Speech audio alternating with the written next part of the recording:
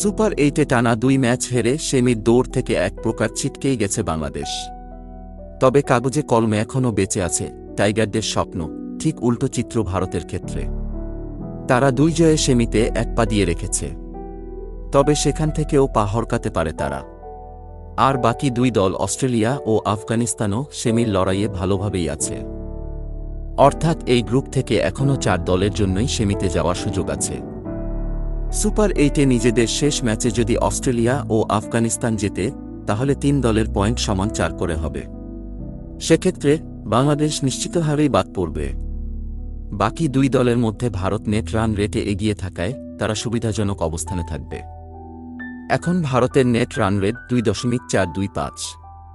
তাদের পেছনে ফেলে সেমিফাইনালে উঠতে হলে অস্ট্রেলিয়া ও আফগানিস্তানকে নিজেদের শেষ ম্যাচ জিততে হবে বড় ব্যবধানে।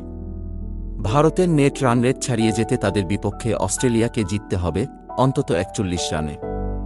আর আফগানিস্তানের তখন সেমিফাইনালে যেতে হলে বাংলাদেশের বিপক্ষে জিততে হবে কমপক্ষে ৮৩ রানে।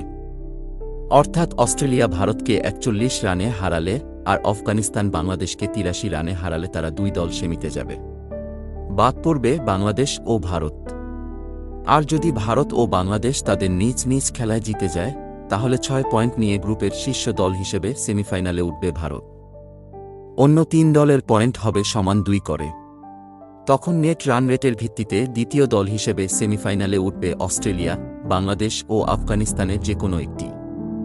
বাংলাদেশকে সেমিফাইনালে যেতে হলে নিজেদের আফগানিস্তানের বিপক্ষে জিততে হবে ৩১ রানে। পাশাপাশি ভারতের কাছে অস্ট্রেলিয়াকে হারতে হবে ৫৫ রানে।